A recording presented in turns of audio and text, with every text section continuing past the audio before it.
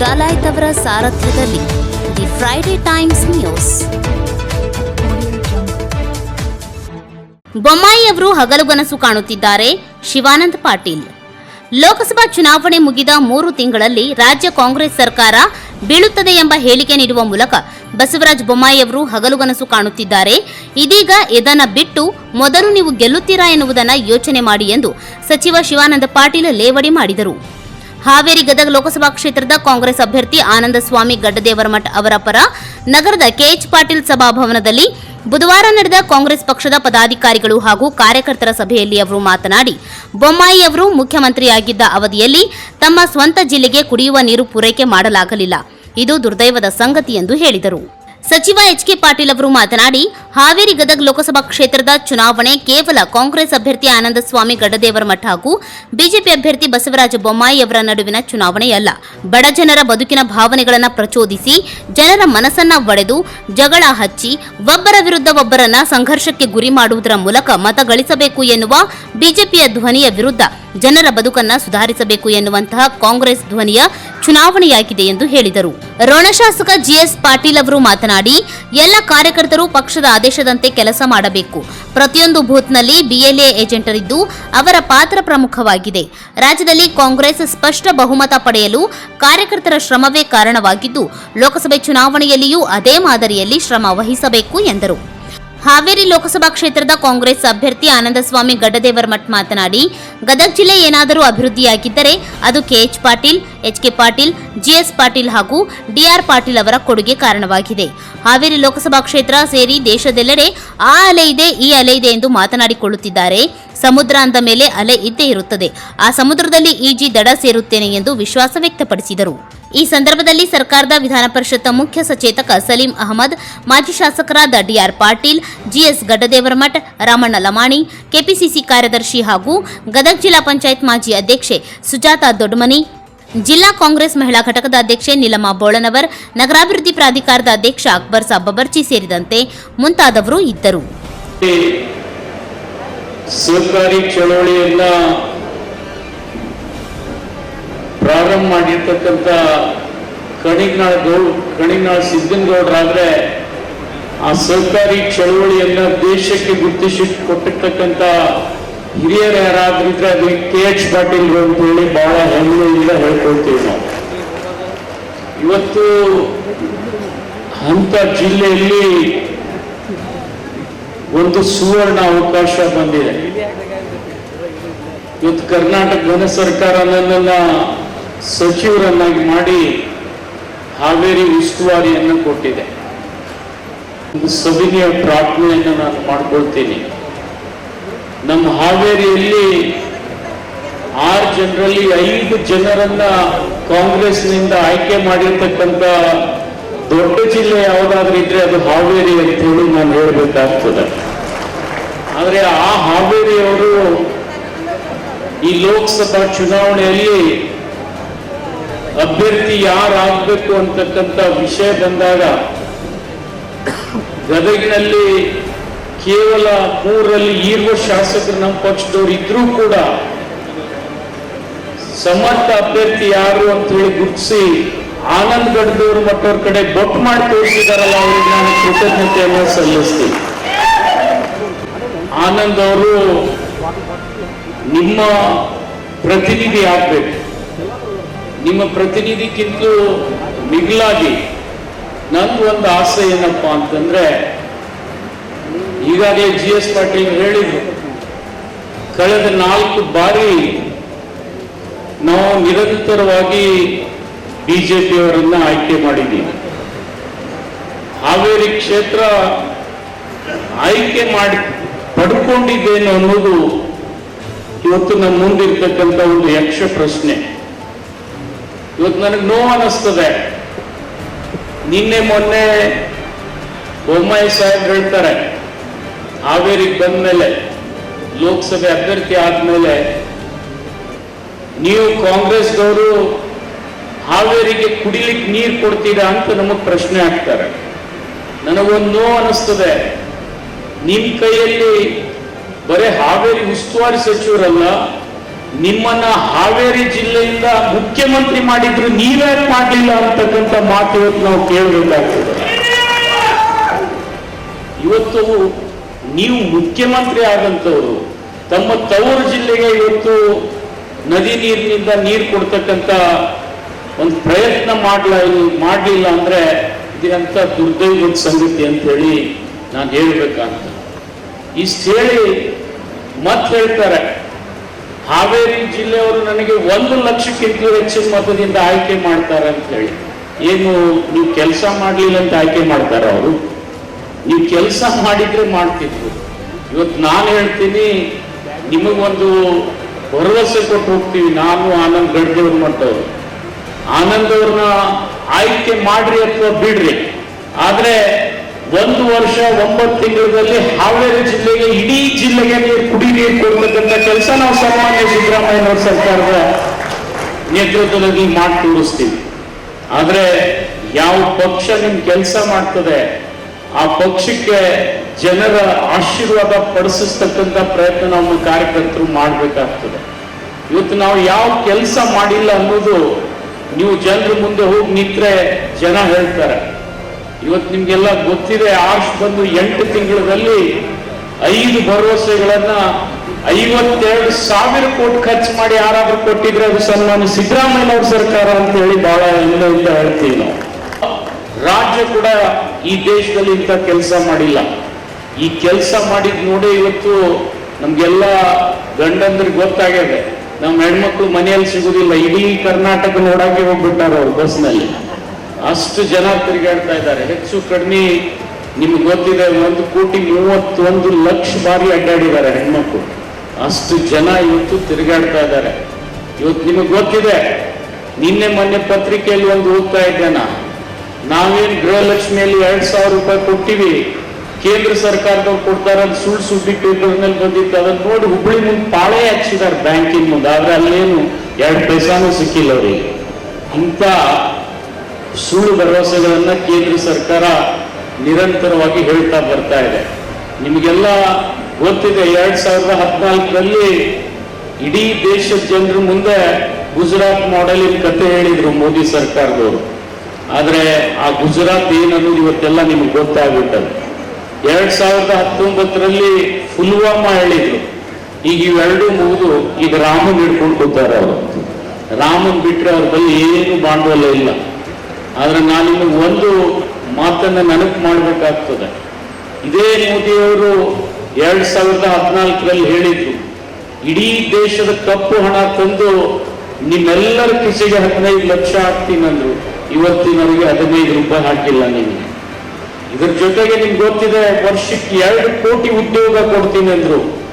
2,000 ಉದ್ಯೋಗ ಕೊಡ್ತಕ್ಕಂಥ ಶಕ್ತಿ ಕೂಡ ಇವತ್ತಿವರೆಗಿಲ್ಲ. ಇವೆಲ್ಲ ವಿಚಾರ ಮಾಡ್ಬೇಕು. ಬರೀ ಸುಳ್ಳಿನ ಕಂತೆ ಕಟ್ಟಿ ಜನರನ್ನು ಮೋಸ ಮಾಡಿ, ಬಹಳ ನಿಮ್ಗೆ ಗೊತ್ತಿದೆ, ಎಲ್ಲ ಸೆಂಟಿಮೆಂಟಲ್ ಇಶ್ಯೂಗಳನ್ನ ಮಾತನಾಡಿ ಜನರು ಓಟ್ ತಗೊಂಡಿದ್ದಾರೆ. ಆದ್ರೆ ನಾನು ನಿಮ್ಗೆ ಒಂದು ಮಾತನ್ನ ಮನವರಿಕೆ ಮಾಡ್ತೀನಿ, ಇಡೀ ದೇಶದಲ್ಲಿ ಕಾಂಗ್ರೆಸ್ ಸರ್ಕಾರ ಯಾವುದಾದ್ರೂ ಮಾದರಿಯ ಸರ್ಕಾರ ಇದ್ರೆ ಅದು ಕರ್ನಾಟಕ ಸರ್ಕಾರ. ನಮ್ಮ ರೈತರ ಹಿತದೃಷ್ಟಿಯಿಂದ ನಿಮ್ಗೆಲ್ಲ ಗೊತ್ತಿದೆ, ಯಾವುದೇ ಬರಗಾಲ ಬಂದ್ರೆ ಯಾವುದಾದ್ರೂ ಸರ್ಕಾರ ಕರ್ನಾಟಕ ದೇಶದಲ್ಲಿ ರೈತರ ಸಾಲ ಮನ್ನಾ ಮಾಡ್ತಿದ್ರೆ ಅದು ಕರ್ನಾಟಕ ಸರ್ಕಾರ ಅಂತೇಳಿ ಬಹಳ ಹೆಮ್ಮೆಯಿಂದ ಹೇಳಬೇಕಾಗ್ತದೆ. ನಿಮ್ಗೆಲ್ಲ ಗೊತ್ತಿದೆ, ಕುಮಾರಸ್ವಾಮಿ ಸಮ್ಮಿಶ್ರ ಸರ್ಕಾರದಲ್ಲಿದ್ದಾಗ ಕೂಡ ನಾವು ಸಾಲ ಮನ್ನಾ ಮಾಡಿದ್ವಿ. ಅದಕ್ಕಿಂತ ಪೂರ್ವದಲ್ಲಿ ಸಿದ್ದರಾಮಯ್ಯನವರು ಇದ್ದಾಗ ಮನ್ನಾ ಮಾಡಿದ್ವಿ. ಇವೆಲ್ಲ ಇತಿಹಾಸದ ದಾಖಲೆಯಲ್ಲಿದಾವೆ. ಮತ್ತೆ ನಿಮಗೆಲ್ಲ ಗೊತ್ತಿದೆ, ಈ ಬಾರಿ 14 ರಾಜ್ಯಗಳಲ್ಲಿ ಬರಗಾಲ ಇದ್ರೂ ಕೂಡ 1 ಪೈಸಾ ಮೋದಿ ಸಾಲ ಮನ್ನಾ ಮಾಡಲಿಲ್ಲ. ಆದ್ರೆ ನಮ್ಮದೇ ಸರ್ಕಾರ 2004ರಲ್ಲಿ ಮನಮೋಹನ್ ಸಿಂಗ್ ಸರ್ಕಾರ ಬಂದಾಗ ಈ ದೇಶದ 72,000 ಕೋಟಿ ರೈತರ ಸಾಲ ಮನ್ನಾ ಮಾಡಿರ್ತಕ್ಕಂಥ ಶ್ರೀಮಂತ ಪ್ರಧಾನಿ ಯಾರಾದ್ರಿದ್ರೆ ಅದು ಮನಮೋಹನ್ ಸಿಂಗ್ ಅಂತ ಹೇಳಿ ನಾವು ಮರಿಬಾರ್ದು. ಇಂಥ ಎಲ್ಲ ಜನಪರ ಕಾರ್ಯಗಳನ್ನ ಇವತ್ತು ಮಾಡಿ ನಾವು ಜನರ ಮುಂದೆ ಹೋಗಿ ಕೇಳ್ತಕ್ಕಂಥ ನೈತಿಕತೆಯನ್ನ ಇಟ್ಕೊಂಡಿದ್ದೀವಿ. ಇವತ್ತು ಆರ್ಷ್ ಬಂದ 5 ತಿಂಗಳಲ್ಲಿನೇ 5 ಗ್ಯಾರಂಟಿಗಳನ್ನ ಈಡೇರಿಸಿ ಇವತ್ತು ಸರ್ಕಾರದ 52,000 ಕೋಟಿ ಹಣ ನೇರವಾಗಿ ಜನಸಾಮಾನ್ಯರ ಖಾತೆಗೆ ಹಾಕ್ತಾ ಇದ್ದೀವಿ. ನಮಗೆ ನೈತಿಕತೆ ಇದೆ ಹೋಗಿ ಕೇಳಲಿಕ್ಕೆ.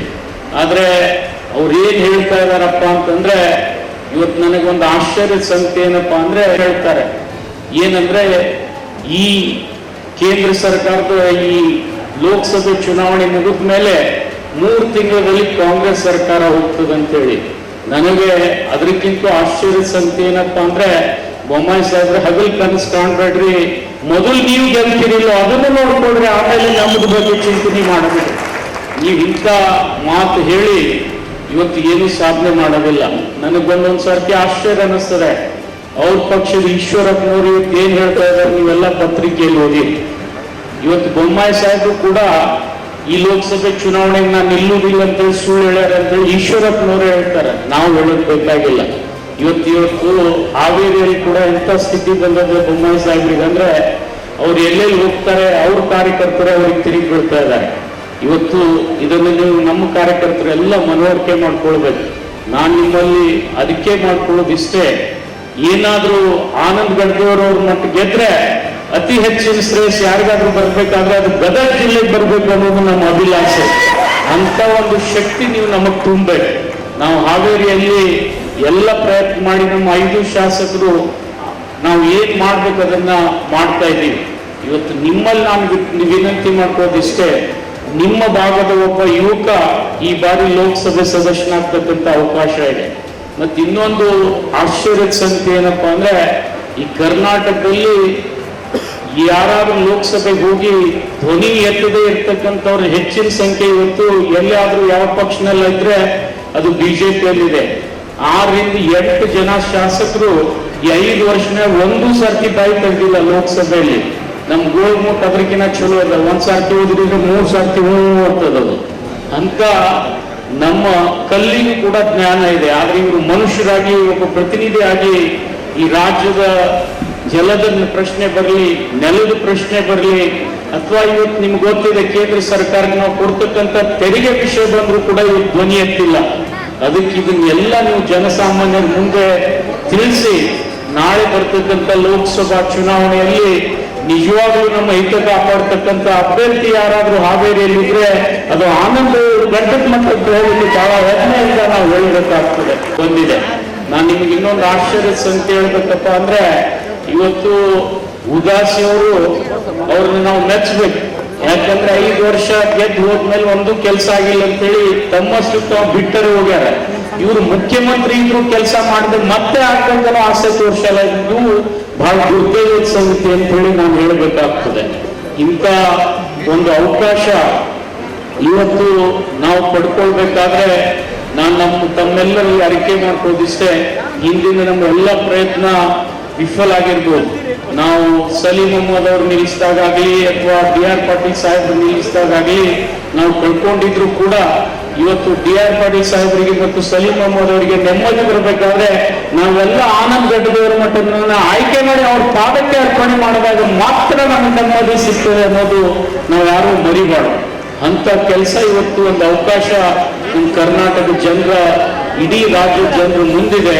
ಅದರಲ್ಲಿ ವಿಶೇಷವಾಗಿ ಹಾವೇರಿ ಮತ್ತು ಗದಗ ಜನರು ಮುಂದಿದೆ. ನಿಮ್ಮಲ್ಲಿ ಇಷ್ಟೇ ಅರಿಕೆ ಮಾಡ್ಕೊಳ್ತೀನಿ, ನೀವು ಆನಂದ್ ಗಡ್ದೇವರನ್ನ ಆರ್ಶ್ ಕಳಿಸಿದ್ದೆ ಆದ್ರೆ ಹಾವೇರಿ ಗದಗದ ಯಾವುದೇ ಸಮಸ್ಯೆ ಇರಲಿ ಅವ್ರ ಕಡೆಯಿಂದ ನಾವು ಹೆಗಲಿಗೆ ಕೊಟ್ಟು ಮಾಡಿಸ್ಕೊಡ್ತೀವಿ ಅನ್ನತಕ್ಕಂಥ ಭರವಸೆಯನ್ನ ಈ ವೇದಿಕೆ ಮುಖಾಂತರ ಕೊಡೋದ್ರ ಜೊತೆಗೆ ಇವತ್ತು ನಾನು ಹೆಚ್ಚಿಗೆ ಸಮಯ ತೆಗೆದುಕೊಳ್ತೀನಿ. ಏನಪ್ಪಾ ಅಂದ್ರೆ ಈ ಚುನಾವಣೆಯಲ್ಲಿ ತಾವು ಪ್ರತಿಯೊಬ್ಬ ಮತದಾರನ ಮನವೊಲಿಸಿ ನಾವು ಮಾಡಿರ್ತಕ್ಕಂಥ ಸಾಧನೆ ಬಿಜೆಪಿಯವರು ಮಾಡದೇ ಇರತಕ್ಕಂಥ ಸುಳ್ಳಿನ ಕಂತೆ ಜನಸಾಮಾನ್ಯರ ಮುಂದೆ ನಾವು ಇಟ್ಟಾಗ ಮಾತ್ರ ನಮಗೆ ಜಯ ಲಭಿಸ್ತದೆ. ಅದಕ್ಕೆ ದಯಮಾಡಿ ತಮ್ಮಲ್ಲಿ ವಿನಂತಿ ಮಾಡ್ತೀನಿ, ಎಲ್ಲ ಕಾರ್ಯಕರ್ತರಲ್ಲಿ, ಹಿರಿಯರಲ್ಲಿ, ತಾಯಂದ್ರಲ್ಲಿ, ಯುವಕ ಮಿತ್ರರಲ್ಲಿ, ನಮ್ಮ ಸರ್ಕಾರ ಇನ್ನೂ 4 ವರ್ಷ 2 ತಿಂಗಳ ಇರ್ತದೆ. ನಾವೇನು ಮಾತು ಕೊಟ್ಟಿವಿ ಹಿಂದೆ ಕೂಡ ಮಾತು ಕೊಟ್ಟಂತೆ ನಡೆದು ತೋರಿಸಿದ್ವಿ 2013 ರಿಂದ 2018ರಲ್ಲಿ. ಆದ್ರೆ ಯಾವತ್ತೂ ಕೂಡ ಕಾಂಗ್ರೆಸ್ ಅಧಿಕಾರಕ್ಕೆ ಬಂದ್ರೆ ನೇರವಾಗಿ ನಿಚ್ಚಳ ಬಹುಮತದಿಂದ ಬಂದದೆ. ಆದ್ರೆ ಬಿಜೆಪಿಯವರು ಯಾವಾಗ ಅಧಿಕಾರಕ್ಕೆ ಬಂದರೆ ಬರೀ ದತ್ತಕ್ ಮಕ್ಕಳನ್ನ ತಗೊಂಡು ಅಧಿಕಾರಕ್ಕೆ ಬಂದಾರೆ. ಅವರ ಸ್ವಂತ ಕಾಲ ಮೇಲೆ ಎಂದೂ ಅಧಿಕಾರಕ್ಕೆ ಬಂದಿಲ್ಲ ಅವರು. ಇದನ್ನ ನೀವು ತೆಗೆದು ನೋಡಿ ಕರ್ನಾಟಕದ ಇತಿಹಾಸದಲ್ಲಿ. ಇಂಥ ಒಂದು ಸುವರ್ಣ ಅವಕಾಶ ಈ ಸರ್ತಿ ನಾವು ಕರ್ನಾಟಕದಲ್ಲಿ ಮನಸ್ಸು ಮಾಡಿದ್ರೆ 20 ಲೋಕಸಭೆಯನ್ನ ಗೆಲ್ತಕ್ಕಂಥ ಅವಕಾಶ ಇದೆ. ಅದರಲ್ಲಿ ಯಾವ್ದಾದ್ರೂ ನಾವು ಮೊದಲು ಗೆದ್ದಿದ್ರೆ ಅದು ಹಾವೇರಿ ಅಂತಕ್ಕಂಥ ಮಾತನ್ನ ನೀವು ಸಾಬೀತು ಮಾಡಬೇಕು ಅಂತ ಹೇಳಿ ತಮ್ಮಲ್ಲಿ ಕಳಕಳಿಯ ಮನವಿಯನ್ನು ಮಾಡಿಕೊಂಡು ಈ ಕಾರ್ಯಕ್ರಮದಲ್ಲಿ ಪಾಲ್ಗೊಂಡು ನನಗೆ ಮಾತನಾಡಲಿಕ್ಕೆ ಅವಕಾಶ ಕೊಟ್ಟಿರ್ತಕ್ಕಂಥ ಎಲ್ಲ ಜಿಲ್ಲಾ ಸಂಯೋಜಕರಿಗೆ, ಗದಗಿನ ತೊಂಟದಾರ ಶ್ರೀಗಳ ಪಂಚಾಕ್ಷರಿ ಗವಾಯಿಗಳ ತಾವೆಲ್ಲ ಏನು ಪ್ರೀತಿ ತೋರಿಸ್ತಿದ್ದೀರಲ್ಲ, ಈ ಪ್ರೀತಿಗೆ ನಾನು ಯಾವಾಗಲೂ ನಿಮಗೆಲ್ಲರಿಗೂ ಚಿರಋಣಿಯಾಗಿರ್ತೇನೆ ಅಂತ ನಾನು ಹೇಳ್ತಾ ಇಸ್ತೇನೆ. ಎಲ್ಲರ ಒಗ್ಗಟ್ಟಿನ ಅಭ್ಯರ್ಥಿಯಾಗಿ ಮೊಟ್ಟ ಮೊದಲನೆಯ ಪಟ್ಟಿಯಲ್ಲೇ ನನ್ನನ್ನು ಘೋಷಿಸಿದಂತಹ ನನ್ನ ಪಕ್ಷದ ಎಲ್ಲ ಹಿರಿಯ ನಾಯಕರಿಗೆ ನಾನು ಅಭಿನಂದಿಸುತ್ತೇನೆ. ಅದೇ ರೀತಿ ಅದಕ್ಕೆ ಕಾರಣೀಕರ್ತ ಮೊಟ್ಟ ಮೊದಲಿಗೆ ಗದಗನಾಗ ಯಾವಾಗ ಮಾತಾಡಬೇಕಾದ್ರೆ ನಾವು ಹೊರಗೆಲ್ಲ ಭಾಳ ಮಾತಾಡ್ತಿರ್ತೀವಿ, ಆದ್ರೆ ಗದಗಿಗೆ ಬಂದಾಗ ಮಾತಾಡಬೇಕಾದ್ರೆ ನಮ್ಮ ಶಿವಾನಂದ ಪಾಟೀಲ್ ಸಾಹೇಬ್ರಿಗೆ ಅವಾಗೂ ಹೇಳ್ತಿರ್ತೇವೆ, ನಾವು ಸ್ವಲ್ಪ ಹಿಂದ್ಮುಂದ್ ಮಾಡ್ತಿರ್ತೇವೆ ನಾವು. ಯಾಕಂದ್ರೆ ನಾವು ಗದಗ್ನಾಗ ಬೆಳೆದವರು, ಗದಗಿನ ಮಗ ನಾ ಏನನ್ನೋದು ಗದಗದವ್ರಿಗೆ ಗೊತ್ತೈತಿ. ಅದ್ರಾಗ ಎಚ್ ಕೆ ಪಾಟೀಲ್ ಸಾಹೇಬರ ಒಂದು ಮಾರ್ಗದರ್ಶನದಾಗ ಬೆಳೆದವ್ರು. ಅವ್ರು ನಂಗೆ ಅವಾಗ ಹೇಳ್ಯಾರ, ಗದಗ ಹೆಂಗ ಹಿಂಗ್ ಓದಿದ್ರು ಗದಗ, ಹಿಂಗ್ ಓದಿದ್ರು ಗದಗ, ಗದಗ ಗದಗ ಅಂತ ಅವಾಗ ಹೇಳ್ಯಾರ. ಅದಕ್ಕೆ ನಾ ಯಾವಾಗ್ಲೂ ಗದಗ ಒಳಗೆ ಏನೋ ನಾವು ಮಾಡ್ಬೇಕಂದ್ರು ಯಾವಾಗ್ಲೂ ಒಂದೇ ಧ್ವನಿ ಅನ್ನೋದನ್ನ ನಾವು ಕಾಪಾಡ್ಕೊಂಡು ಬಂದೇವಿ. ಇವತ್ತು ಈ ವೇದಿಕೆಯ ಮುಖಾಂತರ ನಾ ಮೊಟ್ಟ ಮೊದಲಿಗೆ ಅಭ್ಯರ್ಥಿ ಆಗಕ್ಕೆ ಬಯಸಿದಾಗ ನಾ ಅದನ್ನು ನೆನೆಸ್ಕೊಳ್ಳೇಬೇಕು, ನಾವು ಮತ್ತು ಅವರಿಗೆ ಚಿರಋಣಿ ಆಗಿರ್ಲೇಬೇಕು. ನಮ್ಮೆಲ್ಲರ ಕಾರ್ಯಕರ್ತರ, ಸಾಮಾನ್ಯರ ಕಾರ್ಯಕರ್ತರನ್ನ ಯಾವಾಗ ನಾ ಭೇಟಿ ಆಗಿದ್ನಲ್ಲ, ಎಲ್ಲರ ಅಭಿಪ್ರಾಯ ಡಿ.ಆರ್. ಪಾಟೀಲ್ ಸಾಹೇಬ್ರ ಮೇಲೆ ನಾನು ಅವರಿಗೆ ಹೋಗಿ ಅಭ್ಯರ್ಥಿನ ವಿಚಾರ ಮಾಡಿ ನಾ ಆಕಾಂಕ್ಷೆ ಆಗ್ಬೇಕು ಅಂತೀನಿ ಅಂತ ಕೇಳ್ಕೊಳ್ಳೋದು ಹೆಂಗಪ್ಪ ಅಂತ ವಿಚಾರ ಮಾಡ್ತಿದ್ದೆ ನಾನು. ಆದ್ರೆ ನನಗೆಲ್ಲರೂ ಹೇಳಿದ್ದಷ್ಟೇ, ನಮ್ಮ ಗದಗೊಳಗೆ ಒಮ್ಮೆ ವಾಣಿ ಆತಂದ್ರೆ ಅದು ಶತಸಿದ್ಧ ಡಿ.ಆರ್. ಪಾಟೀಲ್ ಸಾಹೇಬ್ರು ಅದ್ರಾಗೂ ಒಮ್ಮೆ ವಚನ ಕೊಟ್ರು ಅಂದ್ರೆ, ಒಮ್ಮೆ ಮಾತು ಕೊಟ್ರು ಅಂದ್ರೆ ಅದು ಸೂರ್ಯ ಚಂದ್ರ ಹೆಂಗಿರ್ತಾವಲ್ಲ ಅಷ್ಟೇ ಶಾಶ್ವತ. ಯಾವಾಗಲೂ ಆ ಮಾತಿಗೆ ಎಂದೂ ಅವರು ಹೊಳ್ಳಿ ಇರಂಗಿಲ್ಲ. ಅದಕ್ಕೆ ನಾಳೆ ನೀವು ಆಕಾಂಕ್ಷಿ ಆಗ್ಲಿಲ್ಲ ಅಂದ್ರೆ ನಮ್ಮ ಗದಗದವ್ರಿಗೆ ತಪ್ಪಾಗ್ತೈತಿ. ನೀವು ಹೋಗಿ ಅವರ ಆಶೀರ್ವಾದ ಕೇಳಿ ಒಂದು ಮಾತು ಕೇಳ್ರಿ ಅಂದಿದ್ದಕ್ಕೆ ಅವ್ರು ಮುಂದೆ ಬರಾಕ ನಮಗೆ ಬಹಳ ಮುಜುಗರ.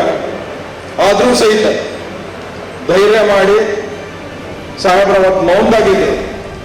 ಅದೇ ದಿವ್ಸ ಹುಡುಕಿದ್ನ, ಯಾಕಂದ್ರೆ ಬೇರೆ ದಿವ್ಸ ಏನಾರ ಹುಡುಕಿ ಕೆಳಕ್ ಹೋಗಿ ಮತ್ತೆ ಏನಾರ ಅಂದ್ರೆ ಆ ದಿವ್ಸ ಪೂರ್ತಿ ನಿದ್ದಿನ ಮಾಡಂಗಿಲ್ಲ. ಯಾಕಂದ್ರೆ ಅವ್ರ ಮಾತಂದ್ರೆ ಹಂಗೆ ನಮ್ಗೆ ಒಯ್ಬೇಕಾಗಿಲ್ಲ. ಅಂತ ಸಂದರ್ಭದಾಗ ನಾವು ಹೋಗಿ ಕಾಟನ್ ಸೈನ್ಸ್ ಸೊಸೈಟಿ ಒಳಗೆ ಸಾಹೇಬರಿಗೆ ಎಲ್ಲರ ಅಭಿಪ್ರಾಯ, ನೀನು ಆಕಾಂಕ್ಷೆ ಆಗ್ಬೇಕು ಅನ್ನೋದು ವಿಚಾರ ಐತಿ, ನಾ ಹೆಂಗ್ ಮಾಡ್ಲಿ ಅಂತ ಕೇಳಿದೆ. ಬರೋದು ಯೋಗ್ಯ ಐತಿ ಅಂತ ಬರೋದು. ಮೊದ್ಲು ನಾವು ಹೋಗಿ ಕುಂತ ಕೂಡ ಚಾ ಹೇಳಿದ್ವಿ, ಯೋಗ್ಯ ಐತಿ ನೀ ಮುಂದುವರಿ ಅಂತ ಬರೋದು. ಆಮೇಲೆ ನಮ್ಮ ಲಿಂಗರಾಜ್ ಅವ್ರಿಗೆ ಕರೆದ ಚಾ ಕ್ಯಾನ್ಸಲ್ ಅಂದ್ರೆ ಬರೆದ್ರು, ಚಾ ಕ್ಯಾನ್ಸಲ್ ಮಾಡ ಬೋರ್ ಮೀಟ ಹೇಳೋದು. ಆಮೇಲೆ ಹೊರಗೆ ಬಂದೆ ನಾನು, ಎಲ್ಲ ಆಶೀರ್ವಾದ ಮಾಡ್ಕೊಂಡು ಸ್ಮೈಲ್ ಮಾಡಿ ಕಳ್ಸಿದೆ. ನಮ್ಮ ಲಿಂಗರಾಜ ನಂಗೆ ಹೇಳಿದ, ನೀವು ಚಾ ಕ್ಯಾನ್ಸಲ್ ಆಗಿ ಬೋರ್ ಮೀಟ ಏನಾಗೈತಲ್ಲ, ಇದು ನಿಮ್ಮ ಆಶೀರ್ವಾದ ಆಗೈತಿ, ನಿಮಗೆ ಟಿಕೆಟ್ ಸಿಗ್ತೈತೆ ಹೋಗ್ರಿ ಅಂತ ಹೇಳ್ಬೇಕು. ಅವತ್ತು ನಾವು ದೃಢ ನಿರ್ಧಾರ ಮಾಡಿ ಆಮೇಲೆ ನಾನು ಎಚ್ ಕೆ ಪಾಟೀಲ್ ಸಾಹೇಬ್ರಿಗೆ ಇದರ ಒಂದು ಮನವಿ ಸಲ್ಸಕ್ಕೆ ಹೋಗಿದ್ದೆ. ಇಷ್ಟೆಲ್ಲ ಇದ್ರ ನಡುವೆ ಇಂಥ ಎಲ್ಲ ಮಾರ್ಗದರ್ಶನದಲ್ಲಿ ಬೆಳೆದಂತ ನಾನು ಗದಗಿನ ಮಗ, ಗದಗ ಜಿಲ್ಲೆಯ ಮಗ.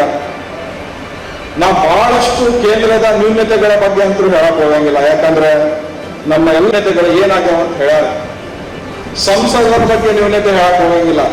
ಯಾಕಂದ್ರೆ ಅವ್ರು ನಮ್ಮ ಹತ್ರ ಬಂದು ನನ್ನನ್ನು ನೋಡಿ ಓಟ್ ಕೊಡಂತ ಯಾವಾಗೂ ಕೇಳೇ ಇಲ್ಲ. ಅವ್ರು ಓಟ್ ಕೇಳಿರೋದು ಏನ, ಮ್ಯಾಲ್ ನೋಡ್ರಿ ನಂಗೆ ಓಟ್ ಕೊಡ್ರಿ ಅಂತ ಕೇಳ. ಮತ್ ಹಿಂಗಿದ್ದಾಗ ನಾವು ಕೆಲ್ಸಕ್ಕೆ ಯಾವಾಗ ಹೋದಾಗ ಅವ್ರು ಏನ್ ಹೇಳಿರ್ತಾರ ಅಲ್ಲಿ ಮ್ಯಾಲ ಕೇಳ್ಕೊ ಹೋಗ್ರಿ ಅಂತ ಹೇಳ್ತಾರ, ಹೊತ್ತು ಯಾವಾಗೂ ಮುಂದೆ ಬಂದು ಕೆಲಸನ ಮಾಡಿಲ್ಲ. ಅದಕ್ಕೆ ಆ ವಿಚಾರನ ನಾ ಮಾತಾಡಕ್ ಹೋಗಂಗಿಲ್ಲ. ಆದ್ರೆ ಇಷ್ಟು ಮಾತ್ರ ಕರೆ, ಗದಗ ಜಿಲ್ಲೆ ಏನಾದ್ರೂ ಇವತ್ತು ಅಭಿವೃದ್ಧಿ ಆಗಿತ್ತಂದ್ರೆ ಅದು ಕೆ.ಎಚ್. ಪಾಟೀಲ್ರ ಕೊಡುಗೆ, ಎಚ್ ಕೆ ಪಾಟೀಲ್ ಸಾಹೇಬ್ರ ಕೊಡುಗೆ, ಡಿ.ಆರ್. ಪಾಟೀಲ್ ಸಾಹೇಬ್ರ ಕೊಡುಗೆ, ಹಾಗೂ ನಮ್ಮ ಜಿ.ಎಸ್. ಪಾಟೀಲ್ ಸಾಹೇಬ್ರ ಕೊಡುಗೆ. ಎಲ್ಲಿಂದ ಅಭಿವೃದ್ಧಿ ಇವತ್ತು ಹುಲಕೋಟೆಗೆ ಆಗೈತಿ, ನಮ್ಮ ಗದಗಿಗೆ ಆಗೈತಿ, ಮೆಡಿಕಲ್ ಕಾಲೇಜಿಂದ ಹಿಡಿದು ಎಲ್ಲಾನು ಆಗೈತಿ. ಶಿವಾನಂದ ಪಾಟೀಲ್ ಸಾಹೇಬರು ಬಂದ ಮೇಲೆ ಇವತ್ತು ಹಾವೇರಿಯಲ್ಲಿ ಮೆಡಿಕಲ್ ಕಾಲೇಜ್ ಆಗಕತ್ತೈತಿ. ನಮ್ಮೆಲ್ಲ ಶಾಸಕರು, ಹಾವೇರಿ ಜಿಲ್ಲೆಯ ಶಾಸಕರು ಒಗ್ಗಟ್ಟಿನಿಂದ ನನಗೆ ಆಶೀರ್ವಾದ ಮಾಡಿದ್ರು. ಆಮೇಲೆ ಈಗ ನನಗೆ ಹೆಂಗೆ ನಮ್ಮ ಶಿವಾನಂದ ಪಾಟೀಲ್ ಸಾಹೇಬರು ನನಗೆ ಮಾರ್ಗದರ್ಶನ ಹೇಳಾರಲ್ಲ, ಇವತ್ತು ಕುಡಿಯ ನೀರಿನ ಕೆಲಸ ಮಾಡೇ ಮಾಡ್ತೀವಿ, ಆನಂದನ ಗೆಲ್ಲಿಸ್ಕೊಂಬಂದ್ರ ಅಂತ ಹೇಳಾರಲ್ಲ, ಅವರ ಆ ಮಾತಿಗೆ ನಾನು ಬದ್ಧನಾಗಿ ಅವರ ಜೊತೆಗೆ ನಿಂತೇನೆ ಅಂತ ತಮಗೆ ಮಾತಾಡ್ತೇನೆ. ಅದೇ ರೀತಿ ಉದ್ಯೋಗ ಸೃಷ್ಟಿ ಮಾಡೋದನ್ನಾಗಲಿ, ಕೃಷಿಯಲ್ಲಾಗಲಿ, ನೀರಾವರಿಯಲ್ಲಾಗಲಿ, ಕೇಂದ್ರ ಸರ್ಕಾರದ ಯಾವುದೇ ಯೋಜನೆಗಳನ್ನು ಪ್ರಾಮಾಣಿಕವಾಗಿ ತಮ್ಮಲ್ಲಿಗೆ ಬಂದು ಮುಟ್ಟಿಸ್ತೇನೆ ಅಂತ ತಮಗೆ ಮಾತು ಕೊಡ್ತೇನೆ. ಅದ್ರ ಜೊತೆಗೆ ಇವತ್ತು ಬಹಳಷ್ಟು ಜನ ಹೋದಾಗ ಹೇಳ್ತಿರ್ತಾರೆ, ಅಲೆ ಐತಿ, ಆ ಅಲೆ ಐತಿ, ಈ ಅಲೆ ಐತಿ ಅಂತ ಹೇಳ್ತಿರ್ತಾರೆ. ಸಮುದ್ರ ಅಂದ ಮೇಲೆ ಅಲೆ ಇರೋದ. ಆದ್ರೆ ಕಾಂಗ್ರೆಸ್ಸಿನ ಕಾರ್ಯಕರ್ತರಿಗೆ ಈಜಾಕ್ ಬರಂಗಿಲ್ಲ ಅನ್ನೋದೇನಿಲ್ಲ. ನಾವು ಈಜ್ತೇವೆ, ಗಡ ಸೇರ್ತೇವೆ, ಈ ಚುನಾವಣೆ ಗೆಲ್ತೇವೆ ಅನ್ನೋ ಒಂದು ವಿಶ್ವಾಸ ಇಷ್ಟಪಡ್ತೇನೆ. ಅದ್ರ ಜೊತೆಗೆ ಹೀಗೆ ನಾನು ವಿಶೇಷವಾಗಿ ಮನವಿ ಮಾಡ್ಕೊಳ್ಳೋದೇನಂದ್ರೆ, ಗದಗಿನ ಮಗನಾಗಿ ತಮ್ಮಲ್ಲೆಲ್ಲರನ್ನು ನಾವು ಮನವಿ ಮಾಡ್ಕೊಳ್ಳೋದೇನಂದ್ರೆ, ಎಲ್ಲ ಕಾರ್ಯಕರ್ತರಿಗೆ ನಿಮ್ಮ ಮುಂದೆ ಬೆಳೆದಂತ ಹುಡುಗ ನಾನು.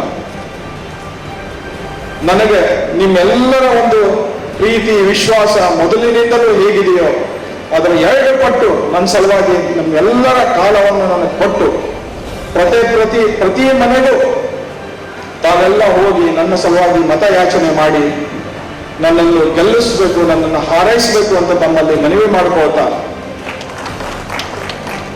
ಇದ್ರ ಜೊತೆಗೆ ನಾವು ಒಂದು ಭರವಸೆ ಅಂತೂ ನಿಮ್ಗೆ ಹೇಳ್ತೇನೆ, ನಾನು ಏನೇ ಆಗಲಿ ನಾನು ನಿಮ್ಗೆ ಒಳ್ಳೆ ಗೆಳೆಯ, ಒಳ್ಳೆ ತಮ್ಮ, ಒಳ್ಳೆ ಸಹೋದರನಾಗಿ ಅಂತೂ ನನ್ನ ಜೀವನದುದ್ದಕ್ಕೂ ನಿಮ್ ಜೊತೆಗೆ ಇದ್ದೇ ಇರ್ತೇನೆ ಅನ್ನೋ ಒಂದು ಮಾತನ್ನು ನಿಮ್ಗೆ ಹೇಳ್ಬೇಕು. ಅದ್ರ ಜೊತೆಗೆ ಇನ್ನೊಮ್ಮೆ ಇಷ್ಟೊಂದು ಪ್ರೀತಿಯಿಂದ ಕಂಡಂತ ನೀವು ಇನ್ನು ಮುಂದೆ ಚುನಾವಣೆ ಹಬ್ಬಕ್ಕೆ ಸ್ಟಾರ್ಟ್ ಆಕೈತಿ. ಆ ಗ್ಯಾರಂಟಿ ಇವತ್ತೆಲ್ಲರೂ ಬರಾಕತ್ತಾರ. ಗ್ಯಾರಂಟಿಗಳ ಬರೋದಾಗ ಕೇಂದ್ರ ಸರ್ಕಾರದ ಮೋದಿಯವ್ರ ಗ್ಯಾರಂಟಿ ಬರಾಕತ್ತೈತಿ ಅಂತ ಹೇಳ್ತಾರೆ, ಇದು ಅಂತ ಹೇಳ್ತಾರೆ.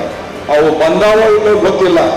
ಆದ್ರೆ ಗ್ಯಾರಂಟಿಯನ್ನ ಮನೆಗೆ ಮುಟ್ಟಿಸಿದಂತ ನಮ್ಮ ಸಿದ್ದರಾಮಯ್ಯ ಸಾಹೇಬರು ಹಾಗೂ DK ಶಿವಕುಮಾರ್ ಸಾಹೇಬರು ಮನೆಗೆ ಮುಟ್ಟಿಸೇ ಇವತ್ತು ನಾವು ಮತ ಕರಾಕತ್ತಿದ್ದನ್ನ ತಾವು ತಾಯಂದಿರು ದಯವಿಟ್ಟು ನನ್ನ ಇಟ್ಕೊಂಡು ನಮಗೆಲ್ಲ ಆಶೀರ್ವದಿಸಬೇಕು ಅಂತ ಹೇಳ್ತಾ, ಇದರ ಜೊತೆಗೆ ಇವತ್ತು ಕೇಂದ್ರ ಸರ್ಕಾರದಲ್ಲಿ ಕಾಂಗ್ರೆಸ್ ಬಂದ್ರೆ ನಮ್ಮ ನಾಯಕರಾದಂತಹ ರಾಹುಲ್ ಗಾಂಧಿ ಸಾಹೇಬರು ಇನ್ನೂ 5 ಭರವಸೆಗಳನ್ನ, ಇನ್ನೂ 5 ಗ್ಯಾರಂಟಿಗಳನ್ನು ಕೊಟ್ಟಾರೆ. ಅದನ್ನೆಲ್ಲ ನಮ್ಮ ಹಿರಿಯರು ಎಲ್ಲರೂ ತಮ್ಮ ಮುಂದೆ ಬಂದಾಗ ಹೇಳ್ತಾರೆ. ಆಲ್ರೆಡಿ ತಮ್ಮೆಲ್ಲ ಕಾರ್ಯಕರ್ತರಿಗೆ ಅದ್ರ ಬಗ್ಗೆ ಗೊತ್ತಿದೆ. ಆದ್ರೆ ಅದ್ರ ಜೊತೆಗೆ ಇನ್ನೊಂದು ಮಹತ್ತರವಾದ ಒಂದು ಭರವಸೆಯನ್ನು ಕೊಟ್ಟಾರೆ. ಅದೇನಂದ್ರೆ, ಕಾಂಗ್ರೆಸ್ ಸರ್ಕಾರ ಬಂತು ಅಂದ್ರೆ ಎಲ್ಲ ರೈತರ ಸಾಲ ಮನ್ನಾ ಮಾಡ್ತೇವೆ ಅಂತ ಏನು ಹೇಳಿದಾರಲ್ಲ, ಅದಕ್ಕೆ ನಾವು ಯಾವಾಗಲೂ ನಮ್ಮ ಕೇಂದ್ರ ಸರ್ಕಾರದ ಎಲ್ಲ ನಾಯಕರಿಗೂ ಚುನಾವಣೆಯಾಗಿರ್ತೇನೆ ಅಭ್ಯರ್ಥಿಯಾಗಿ. ಅದ್ರ ಜೊತೆಗೆ ತಮ್ಮೆಲ್ಲರಿಗೂ ಇನ್ನೊಮ್ಮೆ ನಾನು ಮನವಿ ಮಾಡ್ತೀನಿ, ಯಾವುದೇ ಕೆಲಸಗಳ ಒತ್ತಡ ಇದ್ರು ಏನೇ ಇದ್ರು ತಾವೆಲ್ಲ ಆನಂದ್ ಗಡ್ಡದವ್ರ ಮಠ ನಾನೇ ಅಂತ ಹೇಳ್ಕೊಂಡು ತಾವೆಲ್ಲ ಮನೆಗೆ ಹೋಗಿ ನನ್ನ ಸಲುವಾಗಿ ಮತಯಾಚನೆ ಮಾಡಿ ನನ್ನನ್ನು ಆಶೀರ್ವದಿಸಿ ನನಗೊಂದು ಉಜ್ವಲವಾದ ಭವಿಷ್ಯವನ್ನು ನೀವು ಕೊಟ್ಟಲ್ಲೇ ಆದರೆ ನಿಮ್ಮೆಲ್ಲರ ಜೊತೆಗೆ ನಾನು ಪ್ರಾಮಾಣಿಕನಾಗಿ ತಮ್ಮೆಲ್ಲ ಕೆಲಸ ಕಾರ್ಯಗಳಲ್ಲಿ ನಾನು ಒಬ್ಬನಾಗಿ ನಿಮ್ಮ ಹೆಜ್ಜೆಯಲ್ಲಿ ನಾನು ಹೆಜ್ಜೆ ಇಡ್ತೇನೆ ಅಂತ ತಮ್ಮೆಲ್ಲರಿಗೂ ಇನ್ನೊಮ್ಮೆ ನಾನು ಮನವಿ ಮಾಡ್ಕೊಂತ ನಾನು ಮಾತು ಮುಗಿಸ್ತೇನೆ. ಜೈ ಹಿಂದ್, ಜೈ ಕರ್ನಾಟಕ. ಆಡಳಿತವನ್ನು ಕಳ್ಕೊಳ್ಬೇಕಾಗಿರ್ತಕ್ಕಂಥ ಒಂದು ಅನಿವಾರ್ಯತೆ ಅವತ್ತು ಸೃಷ್ಟಿಯಾಗಿತ್ತು. ಬಂಧುಗಳೇ, ನಾವೆಲ್ಲ ಇವತ್ತು ಚುನಾವಣೆಯ ಈ ಕಣ ನೋಡ್ತಾ ಇದ್ದೀವಿ. ಬಹುಶಃ 2-2.5 ಸಾವಿರಕ್ಕೂ ಹೆಚ್ಚು ಜನ ಇವತ್ತು ಚುನಾವಣೆಯನ್ನ ಹೆಂಗ್ ಮಾಡಬೇಕು, ಚುನಾವಣೆಯೊಳಗೆ ನಮ್ಮ ನೆರೆಟಿವ್, ನಮ್ಮ ಸ್ಟ್ರಾಟಜಿ, ನಮ್ಮ ಶೈಲಿ, ನಾವು ಏನು ಜನರಿಗೆ ಹೇಳಬೇಕು, ಯಾವ ರೀತಿಯಾಗಿ ನಾವು ಚುನಾವಣಾ ಕಣದಲ್ಲಿ ಜನರನ್ನ ಭೇಟಿ ಆಗ್ತಕ್ಕಂಥ, ಅವರಿಗೆ ವಿನಂತಿ ಮಾಡ್ತಕ್ಕಂಥ ಕೆಲಸ ಮಾಡಬೇಕು ಅನ್ನೋದ್ರ ಬಗ್ಗೆ ಚರ್ಚೆ ಮಾಡೋದಕ್ಕೆ, ಸಮಾಲೋಚನೆ ಮಾಡೋದಕ್ಕೇ ಇಷ್ಟು ದೊಡ್ಡ ಸಂಖ್ಯೆಯೊಳಗೆ ನಾವು ಸೇರಿರೋದೇ ಆನಂದ್ ಗಡ್ಡದೇವರ ಮಠರವರಿಗೆ ವಿಶೇಷವಾದ ಪ್ರೀತಿ ಅಭಿಮಾನ ತೋರಿಸಿ ಅವರ ಗೆಲುವಿಗೆ ಶುಭ ಚಿಹ್ನೆಯನ್ನು ತೋರಿಸಿದ್ದೇವೆ ಅಂತೇಳಿ ನಾನು ಹೇಳೋದಕ್ಕೆ ಬಯಸ್ತೇನೆ. ಕಳೆದ ಒಂದು 3 ತಿಂಗಳ ನಮ್ಮ ಜಿಲ್ಲಾದೊಳಗೆ ಒಂದಕ್ಕಿಂತ ಒಂದು ದೊಡ್ಡ ಸಭಾ ಆಗಾಕತ್ತವ. ಕಳೆದ ಒಂದು 15 ದಿವಸದೊಳಗೆ ನಾವು ಗ್ಯಾರಂಟಿ ಸಭೆಗಳನ್ನ ಮಾಡಿದ್ವಿ, ಗ್ಯಾರಂಟಿ ಸಮಾವೇಶಗಳನ್ನ ಮಾಡಿದ್ವಿ. ಆ ಸಮಾವೇಶಗಳಲ್ಲಿ ಜನ ಸೇರಿರುವುದು, ಅದರಲ್ಲೂ ಸಹೋದರರು ಸೇರಿರ್ತಕ್ಕಂಥದ್ದು ನಮಗೆಲ್ಲರಿಗೂ ಆಶ್ಚರ್ಯ ಆಯಿತು. ಅಷ್ಟೇ ಅಲ್ಲ, ನಮ್ಮ ಈ ಕಾಂಗ್ರೆಸ್ ಪಕ್ಷಕ್ಕೆ ಮಹಿಳೆಯರ ಸಂಪೂರ್ಣ ಆಶೀರ್ವಾದ ಇದೆ ಅನ್ನೋದನ್ನ ಎಲ್ಲರೂ ಸ್ಪಷ್ಟಪಡಿಸಿ. ನಾನೊಂದು ಮಾತು ತಮಗೆ ಹೇಳಿದ್ರೆ ತಪ್ಪಾಗ್ಲಿಕ್ಕಿಲ್ಲ. ರೋಣದೊಳಗೆ ಒಂದು ಬೃಹತ್ ಸಮಾವೇಶ ಮಾಡಿದ್ವಿ ನಾವು, ರೋಣ ತಾಲೂಕು ಬೆಜಲಗೇರಿ ತಾಲೂಕು ಕೂಡಿ. ಗ್ಯಾರಂಟಿಗಳ ಬಗ್ಗೆ ಮಾತನಾಡಿದ್ವಿ, ಮೆಲುಕು ಹಾಕಿದ್ವಿ. ಕೆಲವರು ಬಂದಿಲ್ಲ ಅಂದ್ರು ಅವ್ರಿಗೆ ಏನ್ ಮಾಡ್ಬೇಕು ಏನು ಅಂತ ಹೇಳಿ ಅದಕ್ಕಾಗಿ ಕೌಂಟರ್ ತೆಗೆದ್ವಿ. 100ಕ್ಕೆ 100 ತಲುಪಿಸ್ಬೇಕು ಅಂತ ಹೇಳಿ ನಮ್ಮ ಛಲ ಏನಿತ್ತಲ್ಲ ಅದಕ್ಕೆ ಒಂದು ರಾಜಕೀಯ ಇಚ್ಛಾಶಕ್ತಿಯನ್ನ ವ್ಯಕ್ತ ಮಾಡಿದ್ವಿ, ಅಧಿಕಾರಿಗಳಿಗೆ ಸೂಚನೆಗಳನ್ನ ಕೊಟ್ವಿ.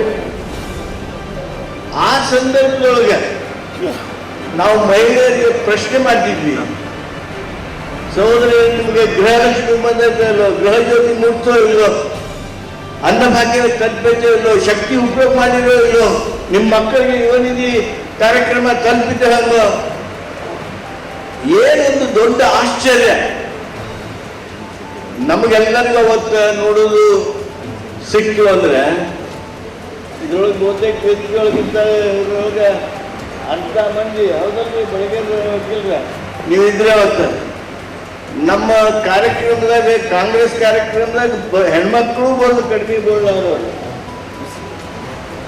ಅವತ್ತು ಆ ಕಾರ್ಯಕ್ರಮದಾಗ ಅಥವಾ ನಂತರದ ಕಾರ್ಯಕ್ರಮಗಳು ಹೆಣ್ಮಕ್ಳು 12 ಬಂದಿದ್ದು, 4 ಗಂಡು ಮಕ್ಕಳಿದ್ದು.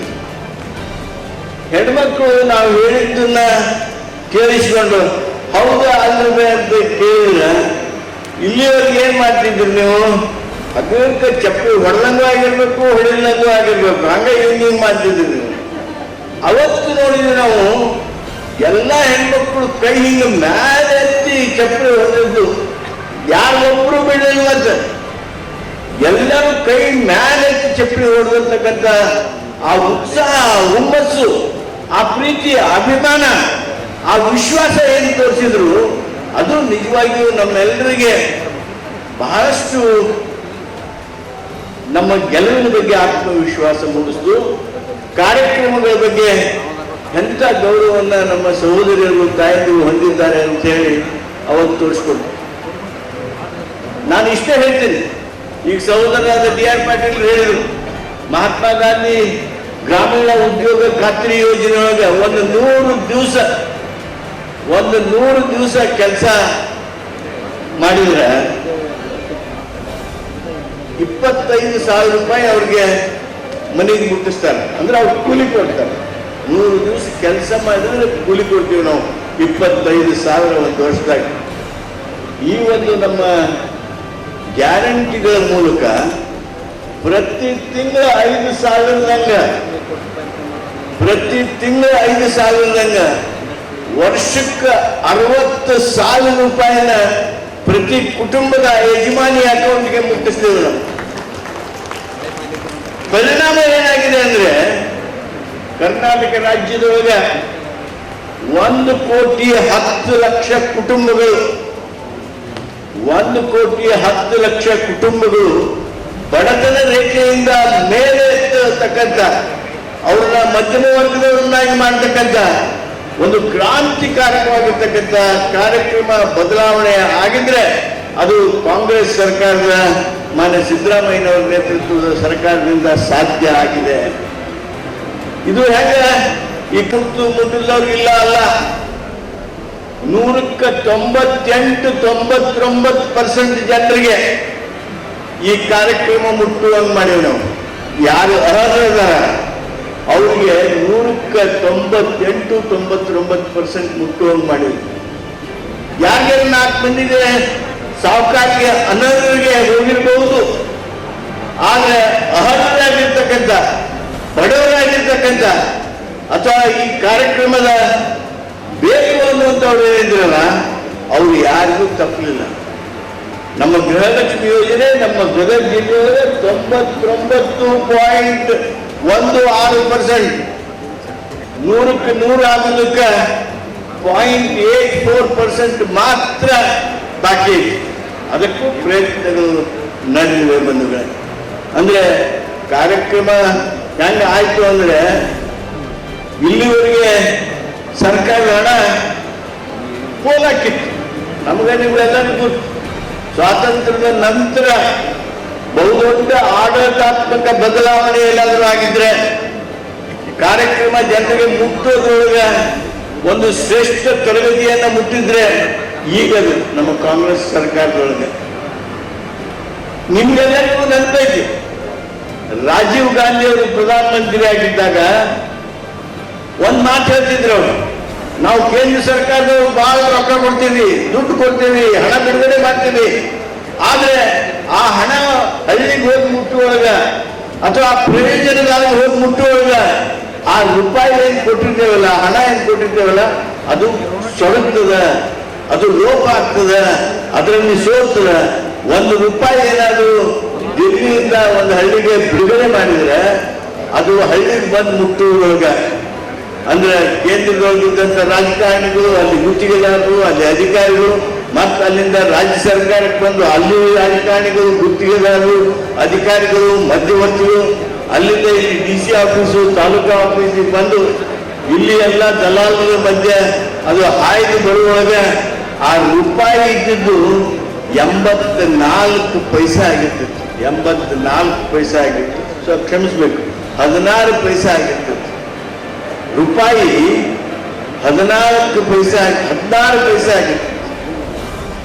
1 ರೂಪಾಯಿ ಕೊಟ್ರೆ ಅಲ್ಲಿ ಡೆಲ್ಲಿಯಾಗಿಂದ ನಮ್ಮ ಊರಿಗೆ ಬರುವಾಗ ಅದು 16 ಪೈಸೆ ಆಗಿತ್ತು. ಅಂದ್ರೆ 84 ಪೈಸೆ 1 ರೂಪಾಯಿದಾಗ ಸೊರಗಿ ಹೋಗಿತ್ತು. ಆದ್ರೆ ಈಗ ನಮ್ಮ ಈ 5 ಗ್ಯಾರಂಟಿ ಸ್ಕೀಮ್ ಮುಖಾಂತರ 100ಕ್ಕೆ 100 ಆ ಪ್ರಯೋಜನದಾರರಿಗೆ, ಆ ಯಜಮಾನಿ ಅಕೌಂಟ್ ಹೋಗ್ಬೇಕು. ಆ ದಿವಸ ಯಾರಿಗೂ ಲಂಚ ಕೊಡ್ಬೇಕಾಗಿಲ್ಲ, ಯಾರ ಮನೆಗೆ ಅದನ್ನು ಕೊಡಿಸ್ರಿ ಅಂತ ಹೇಳಿ ಕೇಳಕ್ಕೆ ಹೋಗ್ಬೇಕಾಗಿಲ್ಲ, ಸ್ವಾಭಿಮಾನ ಒತ್ತಿ ಇಟ್ಕೋಬೇಕಾಗಿಲ್ಲ. ತಾನು ಅರ್ಜಿ ಕೊಟ್ಟು ಸಾಕು, ಬ್ಯಾಂಕ್ ಅಕೌಂಟ್ ತೆಗೆದ್ರೆ ಸಾಕು, ಆ ಬ್ಯಾಂಕ್ ಅಕೌಂಟ್ಗೆ ಆ ಹಣ ಜಮಾ ಆಗ್ತೈತಿ.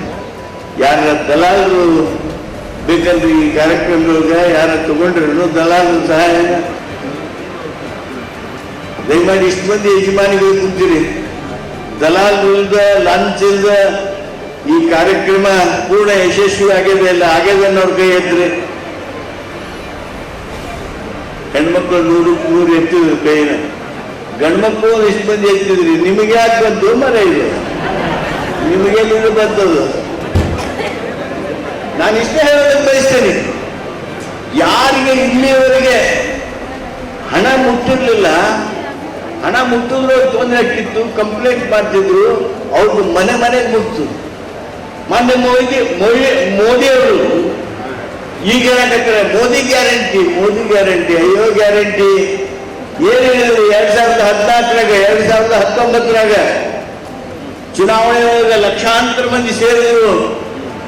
ನೀವೇನು ಹೆದರಬೇಡ್ರಿ, ಬಡವರ ನಿಮ್ಮ ಅಕೌಂಟ್ಗೆ ಸ್ವಿಟ್ಜರ್ಲ್ಯಾಂಡ್ ಬ್ಯಾಂಕ್ನಿಂದ ರೊಕ್ಕ ತಗೊಂಡ್ ಬರ್ತೀನಿ, ಜರ್ಮನಿಯಿಂದ ಬ್ಲಾಕ್ ಮನಿ ತಗೊಂಡ್ ಬರ್ತೀನಿ, ಅಲ್ಲಿಂದ ತಗೊಂಡ್ಬರ್ತೀನಿ, ಇಲ್ಲಿಂದ ತಗೊಂಡ್ಬರ್ತೀನಿ. ಕಾರ್ಡ್ ಹುಡುಕ್ ಇಟ್ಕೊಂಡಾರ, ಬಾತ್ರೂಮ್ನಾಗ ಇಟ್ಟಾರ, ಅದನ್ನೆಲ್ಲ ತಗೊಂಡ್ ಬಂದು ನಿಮ್ಮ ಅಕೌಂಟ್ಗೆ 15 ಲಕ್ಷ ರೂಪಾಯಿ ಹಾಕ್ತೀನಿ ಅಂತ ಹೇಳಿದ್ರೆ ಇಲ್ರಿ, ಆ 15 ಲಕ್ಷ ರೂಪಾಯಿ ಹಣ ಹಾಕ್ತೀನಿ ಅಂತ ಹೇಳಿದ್ರಲ್ಲ ಮೋದಿಯವರ, ಅದು ಒಂದು ನೆಗಿಸಿಬಿಡಿ ನೀವು. 10 ವರ್ಷ ಆಯ್ತು, ಇವತ್ತಿನವರೆಗೂ ಅದ ಸುಳ್ಳಿನ ಮೇಲೆ ಲಗಟ್ ಹೊಡ್ಕೊಂತ ಹೊಂಟಿರಲ್ಲ. ರೈತರಿಗಾಗಿ ಏನ್ ಹೇಳ್ತಿದ್ರಿ ನೀವು? ನಿಮ್ಮ ಆದಾಯವನ್ನ 2 ಪಟ್ಟು ಮಾಡ್ತೀವಿ, ದುಪ್ಪಟ್ಟು ಮಾಡ್ತೀವಿ. ಅವ್ರ ಆದಾಯ ದುಪ್ಪಟ್ಟು ಮಾಡಲಿಲ್ಲ, ಅವ್ರ ಸಾಲ ದುಪ್ಪಟ್ಟು ಮಾಡಿದ್ರು. ಯುವಕರು ಏನು ಕಾಣ್ತಿದ್ರು, ಅವರು ಏನೋ ಅವ್ರಿಗೆ ಗುಂಗಿತ್ತು, ಆಸೆ ಇತ್ತು, ಅಥವಾ ಏನೋ ಅವ್ರಿಗೆ ಅವರಲ್ಲಿ ಭರವಸೆ ಕಂಡಿದ್ರು. ಮೋದಿ ಅಂತಿದ್ರು. ಇವತ್ತೆಲ್ಲರ ಮೋದಿ ಅನ್ನು ನೋಡಿದ್ರು. ಅವರ BJP ಅವರು ಇಟ್ಕೊಂಡಿರ್ತಕ್ಕಂಥ ಸೋಷಿಯಲ್ ಮೀಡಿಯಾಗಳು ಮೋದಿ ಅನ್ನೋದು ಬಿಟ್ರೆ ಏನವರು ಖರೀದಿ ಮಾಡಿರ್ತಕ್ಕಂಥ ಮಾಧ್ಯಮ ಐತಿ, ಆ ಮಾಧ್ಯಮದೊಳಗೆ ಜಾಹೀರಾತು ಮುಖಾಂತರ, ಆ ಜಾಹೀರಾತು ನಮೂನೆಯ ಆರ್ಟಿಕಲ್ ಮುಖಾಂತರ ಮೋದಿಯವ್ರದ್ದು ಬರೆಯೋದನ್ನ ಬಿಟ್ಟರೆ ಜನ ಆಗಲಿ ಯುವಕರಾಗಲಿ ಮೋದಿ ಅನ್ನೋದನ್ನು ನಿಲ್ಲಿಸಿದ್ದಾರೆ. ಯಾಕಂದ್ರೆ 2 ಕೋಟಿ ಉದ್ಯೋಗ ಸೃಷ್ಟಿ ಮಾಡ್ತೀನಿ ಅಂತ ಹೇಳಿದ್ರು.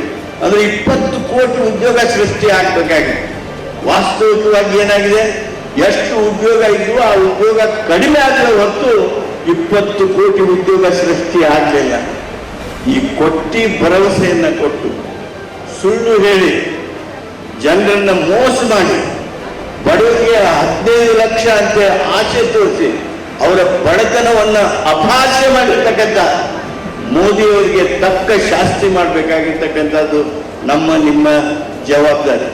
ಪ್ರಜಾಪ್ರಭುತ್ವದೊಳಗ ₹1 ಕಡಿಮೆ ಕೊಡಲಿ, ಆದ್ರೆ ನಮ್ಮ ಅಶಕ್ತತೆಯನ್ನು ನೋಡಿ ಅಪಹಾಸ್ಯ ಮಾಡೋರು, ಅಗೌರವ ಮಾಡೋರು, ಚುಚ್ಚುವರು, ಈ ದೊಡ್ಡ ಕೆಲವೊಂದು ಸಾವುಕಾರ ಇರ್ತಾರೆ ನೋಡ್ರಿ, ಆ ಮಲ್ಲಂಗಿ ಹಾಕೊಂಡಿರ್ತಾರೆ, ಅಲ್ಲೇ ₹1000 ನೋಟ್ ಇಟ್ಟಿರ್ತಾರೆ. ಚಾ ಕುಡಿಸ್ತಾನ ಅಂತ ಹೇಳಿ ಅವ್ರ ಸುತ್ತು ಹಂಗ ಅವರು ಪಾಪ ತೊಂದರೆ ಆಗಿದ್ದವ್ರು ಅಡ್ಡಾಡ್ಬೇಕು. ಅವೇನ ₹1000 ಹೊರಗೂ ತೆಗಿಲಿಲ್ಲ, ಖರ್ಚು ಮಾಡಲಿಲ್ಲ. ಹಂಗ ರೊಕ್ಕ ತೋರಿಸಿ 15 ಲಕ್ಷ ಭರವಸೆ ತೋರಿಸಿ 2 ಸಲ ಮತ ಹಾಕಿಸಿಕೊಂಡಿರ್ತಕ್ಕಂಥ ಮೋದಿಯವರಿಗೆ ನಾವು ಈ ಸಂದರ್ಭದಲ್ಲಿ ಸರಿಯಾದ ಶಾಸ್ತಿ ಮಾಡಬೇಕು. ನಮ್ಮ ದೇಶದೊಳಗ ಸಂವಿಧಾನವನ್ನ ತಿರುಗಿಸ್ತಕ್ಕಂಥ ಬಹುದೊಡ್ಡ ಕೆಲಸ ನಡೆದಿದೆ. ನಮ್ಮ ಸಂವಿಧಾನ ನಮ್ಮ ಹೆಮ್ಮೆ. ಅದು ಕಾಂಗ್ರೆಸ್ನವರು ಏನಾದರೂ ಒಂದು ಅತಿ ದೊಡ್ಡದಾಗಿರ್ತಕ್ಕಂಥ ಕೊಡುಗೆ ಇವತ್ತು ದೇಶಕ್ಕೆ ಕೊಟ್ಟಿದ್ರೆ, ಸ್ವಾತಂತ್ರ್ಯವನ್ನ ಕೊಡುವುದರ ನಂತರ ಬಹುದೊಡ್ಡ ಕೊಡುಗೆ ನಾವು ಕೊಟ್ಟಿದ್ದು ಒಂದು ಅದ್ಭುತವಾಗಿರ್ತಕ್ಕಂಥ ಸಂವಿಧಾನ ಕೊಟ್ಟಿದ್ದೇವೆ. ಅಂಬೇಡ್ಕರ್ ಅವರ ನೇತೃತ್ವದಲ್ಲಿ ರಚಿತವಾಗಿರ್ತಕ್ಕಂಥ ಆ ಒಂದು ಸಂವಿಧಾನ ಇವತ್ತು ಜಗತ್ತಿನಲ್ಲೇ ಶ್ರೇಷ್ಠವಾದದ್ದು.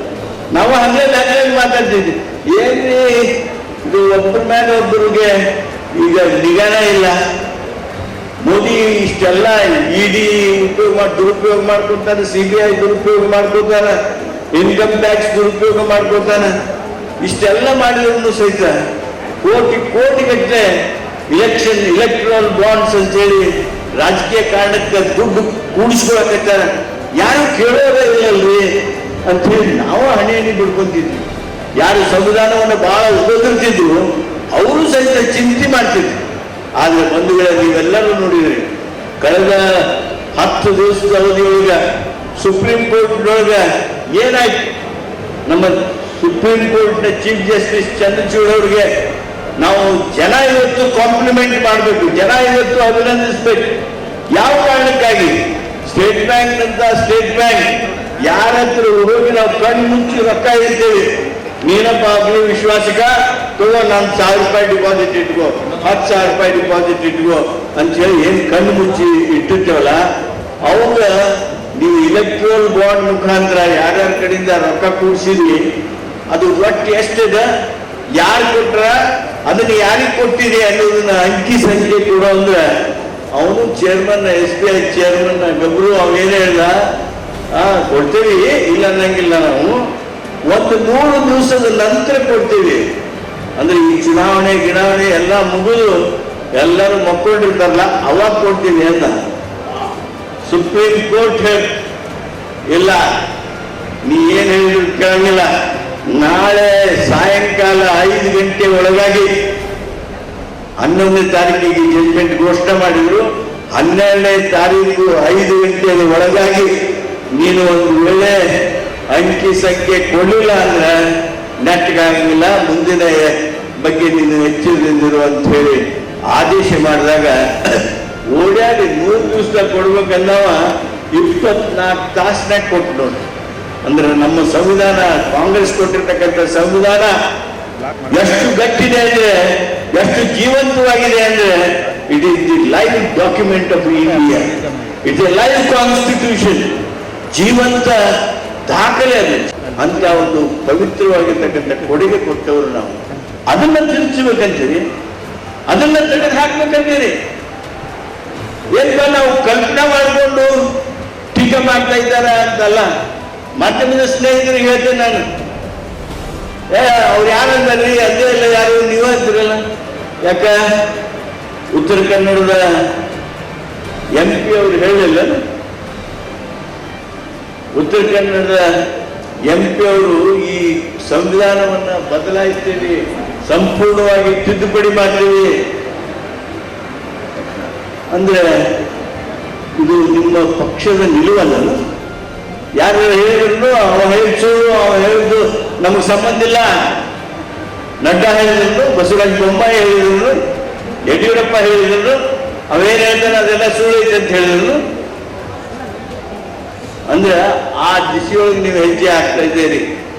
ನಮ್ಮ ಸಂವಿಧಾನವನ್ನು ನಾವು ಕಾಪಾಡಿಕೊಳ್ಳೋದ್ರ ಮೂಲಕ, ಮೀಸಲಾತಿಯನ್ನು ಉಳಿಸ್ಕೊಳ್ಳೋದ್ರ ಮೂಲಕ ನಾವು ಇವತ್ತು ನಮ್ಮನ್ನು ನಾವು ರಕ್ಷಣೆ ಮಾಡ್ಕೋಬೇಕಾಗಿದೆ.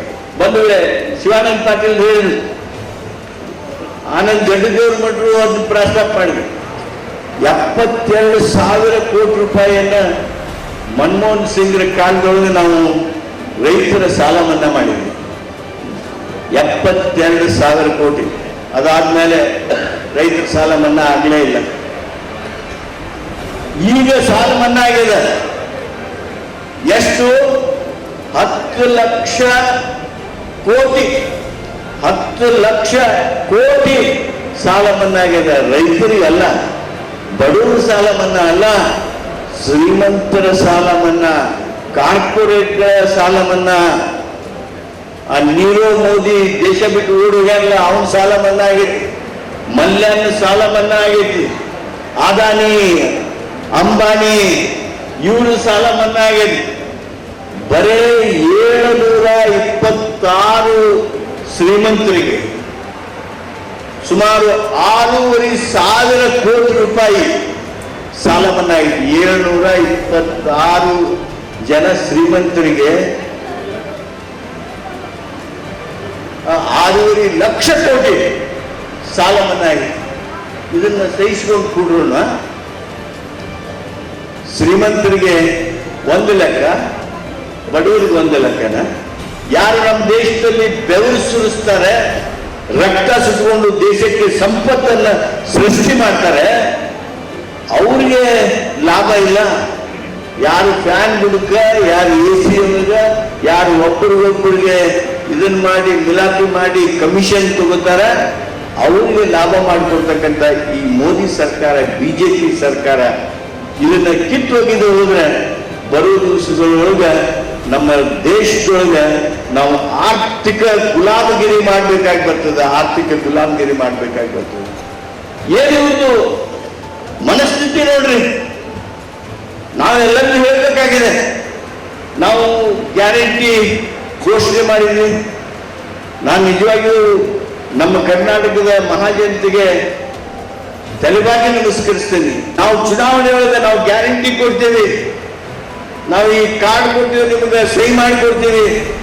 ನನ್ನ ಪರವಾಗಿ ಯಾರು ಹೋಗ್ತಿದ್ರು, HK ಪಾಟೀಲ್ ಗ್ಯಾರಂಟಿ ಕೊಟ್ರ ನೋಡ್ರಿ, ಸಿದ್ದರಾಮಯ್ಯನವ್ರ ಫೋಟೋ ಹಾಕ್ಯಾರ, ಶಿವಕುಮಾರ್ ಅವ್ರ ಫೋಟೋ ಹಾಕ್ಯಾರ, HK ಪಾಟೀಲ್ ಫೋಟೋ ಹಾಕ್ಯಾರ, ಜಿಲ್ಲಾಧ್ಯಕ್ಷ GS ಪಾಟೀಲ್ ಫೋಟೋ ಹಾಕ್ಯಾರ, ಅವ್ರು ಸಹಿದವು.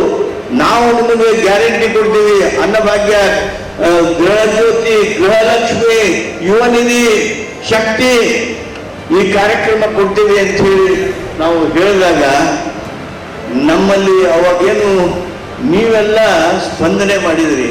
ಹೆಂಗ್ ಸ್ಪಂದನೆ ಮಾಡಿದ್ರಿ ನೀವು?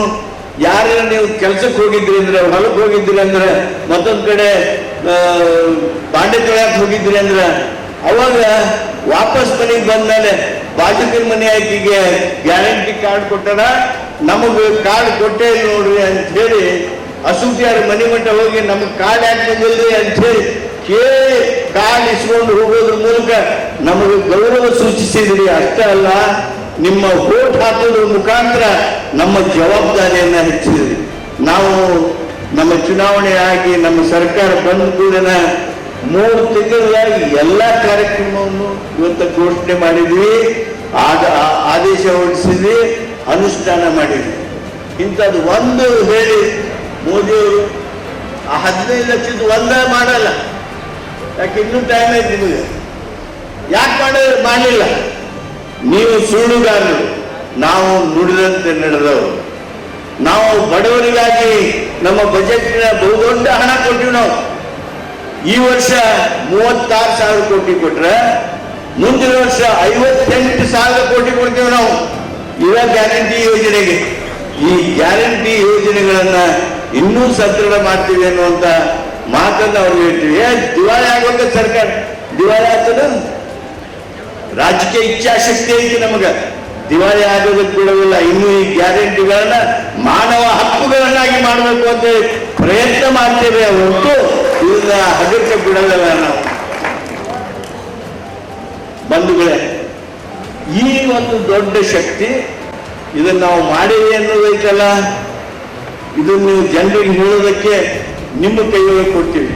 ಈ ಚುನಾವಣೆ ಇದು ಆನಂದ್ ಗಡ್ಡದೇವ್ರ ಮಠರು ಅಥವಾ ಬಸವರಾಜ ಬೊಮ್ಮಾಯಿ ಇವರಿಬ್ಬರ ಮಧ್ಯದ ಚುನಾವಣೆ ಅಲ್ಲ. ಇದು ನಮ್ಮ ದೇಶದ ಬೆವರು ಸುರಿಸುವವರ ಬದುಕು, ಅದರ ವಿರುದ್ಧ ಭಾವನೆಗಳನ್ನ ಕುದುರಿಸಿ, ಭಾವನೆಗಳಲ್ಲಿ ಪ್ರಚೋದನೆ ಮಾಡಿ, ಜನರ ಮನಸ್ಸನ್ನ ಒಡೆದು ಜಗಳ ಹಚ್ಚಿ ಒಬ್ಬರು ವಿರುದ್ಧ ಒಬ್ಬರನ್ನು ಮಾಡಿ ಅದರ ಮುಖಾಂತರ ಮತ ಗಳಿಸಿಕೊಳ್ಬೇಕು ಅನ್ನುವಂತ ಒಂದು ಧ್ವನಿ ಆದ್ರೆ, ಜನರ ಬದುಕನ್ನು ಸುಧಾರಿಸಬೇಕು ಅನ್ನುವಂತ ಮತ್ತೊಂದು ಧ್ವನಿ ಕಾಂಗ್ರೆಸ್ ಧ್ವನಿ ಮಧ್ಯೆ ಇರ್ತಕ್ಕಂಥ ಚುನಾವಣೆ. ಅವ್ರು ನೋಡ್ರಿ, ಚುನಾವಣೆ ಸಮೀಪ ಬಂದಂಗೆ ಏನೇನ್ ಮಾಡ್ತಾರ. ಅವೆಲ್ಲ ಪುಲ್ವಾಮಾ ಅವೆಲ್ಲ ಮುಗಿದು ರಾಮನು ಮುಗಿದ. ಈಗ ಹನುಮಾನ್ ಚಾಲಿಸ್ ಹಿಡ್ಕೊಂಡಾರ. ಈಗ ಬಂಧುಗಳೇ, ನಮ್ದು ಬಹಳ ಸ್ಪಷ್ಟವಾಗಿರುವಂಥದ್ದು, ಯಾರು ಮನಸ್ಸು ಸರಿ ಐತಿ ತಿಳಿ ಐತಿ ನಮಗೆ ನೋಡ್ರಿ ಪಾಟೀಲ್ ನೀವು ಮಾಡೋದು ಸರಿಯಲ್ಲ ಅಂತ ಯಾವನು ಇಲ್ಲಿವರೆಗೆ ಆಗಿಲ್ಲ. ನಾವೇನು ಹೇಳ್ತೀವಿ? ದ್ವೇಷ ಅಳಿಸಿ ಪ್ರೀತಿ ಬೆಳೆಸಿ, ದ್ವೇಷ ಅಳಿಸಿ ಪ್ರೀತಿ ಬೆಳೆಸಿ, ಭ್ರಾತೃತ್ವ ಭಾವನೆಯನ್ನ ಒಬ್ಬರೊಬ್ಬರು ಅಂತಮಿದ್ದಂಗಿರೋಣ. ಇದು ನಮ್ಮ ಘೋಷಣೆ. ಇದನ್ನ ಈ ಘೋಷಣೆ ಬರೆಯಲಿಲ್ಲ, ನಾವು ಕೂತ್ಕೊಂಡು ಮ್ಯಾನಿಫೆಸ್ಟೋ ಬರೀಲಿಲ್ಲ. ರಾಹುಲ್ ಗಾಂಧಿ 3500 ಕಿಲೋಮೀಟರ್ ಕನ್ಯಾಕುಮಾರಿಯಿಂದ ಕಾಶ್ಮೀರವರೆಗೆ ಭಾರತ್ ಜೋಡೋ ಕಾರ್ಯಕ್ರಮದ ಮೂಲಕ ನಫರತ್ ಜೋಡೋ ಪ್ಯಾರ್ ಬಾಟು ಅನ್ನುವ ಘೋಷಣೆಯನ್ನು ತಗೊಂಡು ಒಮ್ಮೆ ಹೋದ್ರೆ ಮತ್ತೊಮ್ಮೆ ಈ ನ್ಯಾಯ ಕಾರ್ಯಕ್ರಮದ ಮೂಲಕ 6500 ಕಿಲೋಮೀಟರ್. ಇವೆಲ್ಲ ನಮ್ಮ ಸಾಧನೆ. ಇದು ನಮ್ಮ ಪಕ್ಷ ಹೇಳ್ತಕ್ಕಂಥದ್ದು, ನಮ್ಮ ಪಕ್ಷದ ನೀತಿ. ಇದು ಈ ನಮ್ಮ ಪಕ್ಷದ ನೀತಿಗೆ ಸರ್ವರು ಆಶೀರ್ವದಿಸಬೇಕು. ಸುದಯದಿಂದ ರಾಷ್ಟ್ರದೊಳಗೆ ನಮ್ಮ ಪಕ್ಷದ ಅಧ್ಯಕ್ಷರು ಸನ್ಮಾನ್ಯ ಮಲ್ಲಿಕಾರ್ಜುನ್ ಖರ್ಗೆ ಅವರ ನಾಯಕತ್ವದೊಳಗೆ ನಾವು ಈ ಚುನಾವಣೆಯನ್ನು ಮಾಡ್ತಾ ಇದ್ದೀವಿ. ಸೋನಿಯಾ ಗಾಂಧಿ ಅವರ ಆಶೀರ್ವಾದದಿಂದ ಕ್ರಿಯಾಶೀಲರಾಗಿರ್ತಕ್ಕಂಥ ರಾಹುಲ್ ಗಾಂಧಿ ಅವರ ಒಂದು ಚಲನವಲನದಿಂದ ಏನಿವತ್ತು ಚುನಾವಣೆಯೊಳಗೆ ನಮಗೆ ದೊಡ್ಡದಾಗಿರ್ತಕ್ಕಂಥ ಬೆಂಬಲ ಹರಿದು ಬರ್ತಾ ಇದೆ. ಆ ಬೆಂಬಲವನ್ನು ನಾವೆಲ್ಲರೂ ಕಾಂಗ್ರೆಸ್ಸಿನ ನಾಯಕರು, ಕಾರ್ಯಕರ್ತರು, ಅಭಿಮಾನಿಗಳು ಕ್ರೋಢೀಕರಣ ಮಾಡಬೇಕಾಗಿದೆ. ನಮ್ಮ ಗದಗ ಜಿಲ್ಲೆಗೆ ಬರೋದಾದ್ರೆ ನಿಮಗೆಲ್ಲ ರೋಡ್ದೊಳಗೆ ನನಗೆ ತಾವು ಸಾಕಷ್ಟು ಬೆಂಬಲ ಕೊಟ್ಟು ಏನು ಈ ಎರಡೂ ಕಾನ್ಸ್ಟಿಟ್ಯೂನ್ಸಿ ಒಳಗೆ ನೀವು ನಮ್ಗೆ ಬೆಂಬಲ ಕೊಟ್ರಿ, ಅದಕ್ಕೆ ಒಂದು ರೋಡ್ ಕಡಿಮೆ ಆಗ್ಬಾರ್ದು ನೋಡಿ, ಇನ್ನೂ 100 ರೋಡ್ ಜಾಸ್ತಿ ಆಗ್ಬೇಕು. ಯಾಕಂದ್ರೆ ಹೊಸದಾಗಿ ಇಷ್ಟು ಕಾರ್ಯಕ್ರಮಗಳನ್ನ ಕೊಟ್ಟಿದ್ದೇವೆ. ಯಾರಿಗೂ ಇಲ್ಲ ಅಂದಿಲ್ಲ, ನಾವು ಬಿಜೆಪಿ ಅವ್ರಿಗಿಲ್ಲ ಅಂದಿಲ್ಲ. ಅದು RSS ಅವ್ರು ಇದ್ರಂದ್ರೆ ಅವ್ರಿಗೆ ನೀವು ಗೃಹಲಕ್ಷ್ಮಿ ಕೊಡ್ಬೇಡ ಅಂತ ಹೇಳಿದ್ರೆ ಮತ್ತೆ ಅದನ್ನ ಮುಟ್ಟಿಲ್ಲ ಅಂತ ಹೇಳಿ ಕೇಳಾಕ ಅಸೂಟಿ ಅವರ ಅಧ್ಯಕ್ಷತೆಯೊಳಗೆ ಒಂದು ಸಮಿತಿ, ಅಶೋಕ್ ಮಂದಾಲಿ ಅವರ ಅಧ್ಯಕ್ಷತೆಯೊಳಗೆ ಒಂದು ಸಮಿತಿ, ರೋಣ ಮತ್ತೊಂದು ಸಮಿತಿ ನೇಮಕ ಮಾಡುವುದರ ಮೂಲಕ ಯಾವ ಪಾರ್ಟಿಯವ್ರಿಗೂ, ಯಾವ ಊರವ್ರಿಗೂ, ಯಾವ ಜಾತಿಯವ್ರಿಗೂ ಈ ಕಾರ್ಯಕ್ರಮ ತಪ್ಪಿದ್ರೆ ಅವ್ರಿಗೆ ತಲುಪಿಸುವಂತ ಪ್ರಯತ್ನ ನಾವು ಮಾಡ್ತಾ ಇದ್ದೀವಿ. ಮತ್ತೆ ಅಷ್ಟೆಲ್ಲ ನಾವು ಮಾಡಿದಾಗ ನಾವು ಯಾಕೆ 100ಕ್ಕೆ 80ರಷ್ಟು ಹೋಗಿ ಕೇಳಬಾರ್ದು ಹೇಳ್ರಿ? ನೀವು ನಮ್ಮ ಮೇಲೆ ಸ್ವಲ್ಪ ಗಂಡ್ಮಕ್ಳು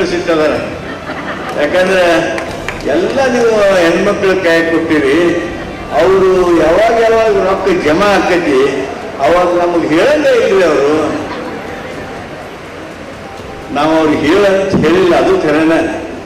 ಆದರೆ ಅವರು ಹೇಳಿಲ್ಲ ಅಂದ್ರೆ ನೀವು ಅವ್ರನ್ನ ಬಿಡೋದಿಲ್ಲ. ಅದೇನೇ ಇದ್ರೂ ಸಹಿತ ಒಂದು ಕುಟುಂಬಕ್ಕೆ ಆಗಿರ್ತಕ್ಕಂಥ ಬಹುದೊಡ್ಡದಾಗಿರ್ತಕ್ಕಂಥ ಪರಿಣಾಮವನ್ನು ಮಹಿಳೆಯರು, ಪ್ರತಿ ಮಹಿಳೆ ಕಾಂಗ್ರೆಸ್ ಪಕ್ಷದ ಕಾರ್ಯಕರ್ತೆ ಆಗಬೇಕು.